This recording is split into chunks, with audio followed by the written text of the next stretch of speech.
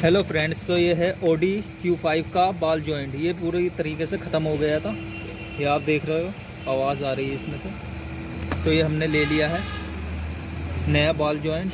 तो इसमें फ़िट करेंगे। पहले हम अच्छे से ग्रीसिंग लगाते हैं इसमें। ये ग्रीस करके ये हो गया। ऐसे रखेंगे इसको, नट के हिसाब से फिक्स कर लेना।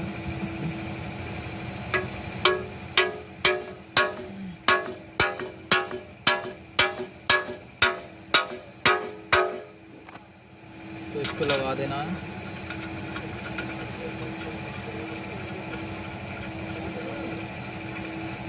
इसको लेके